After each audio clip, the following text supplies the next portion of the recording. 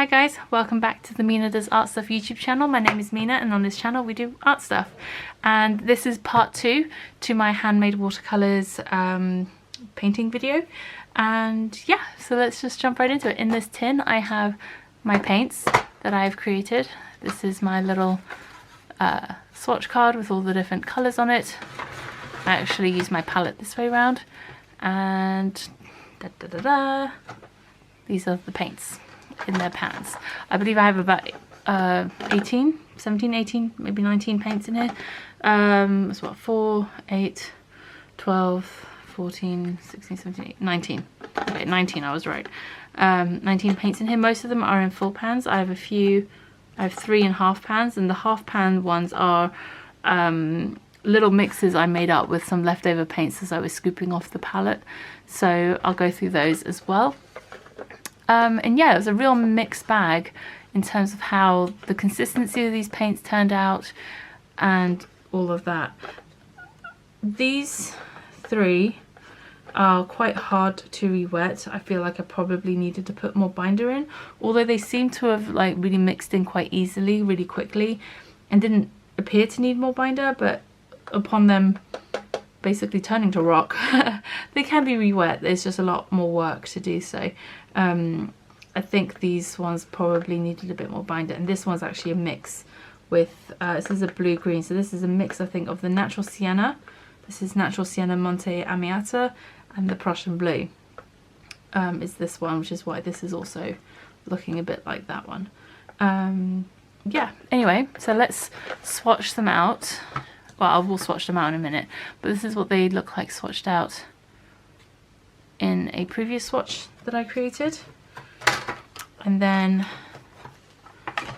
actually I'll show you my light fastness test now as well, because that will show you the colours a lot clearer. So the swatch, the strip on the left is the one that was in the window, and the strip on the right was in a dark drawer. And these were light fast tested for about 6 or 7 months over this summer. So we had a really hot summer here in the UK, and we have south facing windows, so they got a lot of natural light.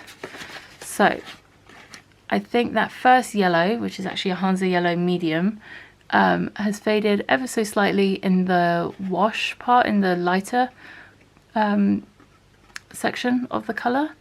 And then as a result, this third one down also has faded in the wash part, because this has that Hansa yellow medium mixed in this particular colour. So that's that one. And as far as I can tell, the rest seem to be pretty much exactly the same. Even the Prussian Blue, and Prussian Blue is notorious for fading. I can't really see any difference between them, especially in person. I mean, on camera maybe a slight bit of difference on this side to this side, but really in person they look pretty much identical. Maybe the one on the left is ever so slightly more green, but I really don't see a huge difference, at least not enough that I'd be like, oh, this Prussian Blue is completely changed, or anything like that. And then same again, the one on the left has been in the window, one on the right in the drawer. Again, that green is a mix between Prussian Blue and the Hansa yellow medium. So that Hansa yellow medium, the yellow has faded in the lighter washed out part of the colour. This third one down also looks like it's changed a little bit.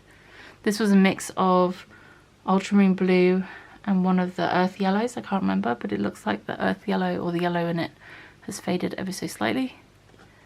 And the rest all look pretty solid, to be honest. I can't really see any change in any of them. I don't know if you can see anything other than that first one. Maybe a little bit in this one. The rest all look pretty much exactly the same. Anyway, that's the light fastness test that I did. So I'm pretty happy with the light fastness of these colours. I don't think there's anything too disastrous in there. And as for some examples of paintings I've done with them, first up is this one, this page here, ignore that side, but this side was done with my handmade watercolours. And then this notebook. This is the Handmade, the new 100% cotton sketchbooks they came out with. And I will be honest, not a massive fan of the paper.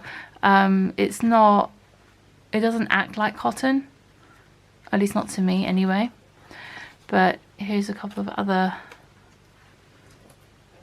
paintings or just little doodles I did with them. And also the other thing I don't like about this paper is it doesn't take masking tape very well. Much like pretty much any Handmade paper I've ever tried. It's just too soft. It doesn't work with masking tape very well, or masking fluid either. But this one is just not absorbing the paint the way I'd expect for a 100% cotton paper. And then I also did these two. And again, it was just coming out really patchy on this paper, and like areas were drying quicker than others, and I ended up having to do really thick layers of paint just to get as close to an even color as I could, and it wasn't working very well on this paper. I will be honest, I wasn't a huge fan of this paper. I'm not a huge fan of this paper, I should say. I will finish the sketchbook, but then I don't think I'll be getting another one, unfortunately. I was looking forward to, I was hoping I'd really enjoy this sketchbook, but apparently not. And then in this sketchbook, this is a Fabriano Vergatone sketchbook. I believe the spine has faded in the sun, but this was from a recommendation by Irit, who has the channel here on YouTube as Irit Landgraf, and she really recommended these books and really enjoys them. I like the paper, I like the feel of the paper. The only issue I have with the paper, and I don't know if it's just I have a dud or not, is that when you paint on it, you get lots of this white speckling. I don't know if you can see, I had to go over this area 2 or 3 times just to get as much coverage as possible. But you kind of get, you can maybe see it here as well, and get all this white speckling. So this page was done with my Handmade Watercolours. I unfortunately didn't wait quite long enough for the green on here to dry before I closed the page. And yeah, you can really see it here in the rose and the flower and on the leaves. You get lots of this white speckling. It's like the paper repels the water. It's a bit odd. So I'm not sure how I feel about it exactly. It's not a cheap sketchbook either. It was quite expensive, so I'm not sure. I mean, I love the aesthetic of it and the fact that all the pages have these beautiful deckled edges. It's a really beautiful sketchbook. Watercolor sketchbook. Oh, and I did this. I saw something similar to this in like a flip through on a sketchbook video on YouTube somewhere, and I just thought I'd have some fun and recreate it. So it's not my original idea, but I was just playing around with the colors, and I'm impatient as always and didn't wait for the different areas to dry before painting the adjoining parts. There's lots of color bleeding that shouldn't have been happening, but like I said, I was just having some fun. But yeah, so I'm not entirely sure how I feel about this paper. It just feels like I'm really having to work hard to get an even coverage of paint down. Like this one, it took like 2 or 3 layers on each area to get a solid coverage. Anyway, unfortunately, a couple of sketchbooks that I'm not 100% happy with, which is a shame, especially the Fabriano one. I was really hoping that I would really enjoy it, but maybe I just got a dud one, I don't know. Okay, so let's swatch out these colours. Let's see, where am I in this? Oh jeez, okay, here we go. Nice fresh page. Alright. I'm going to clean off that yellow first, and then I'll get some fresh water and we'll get to swatching.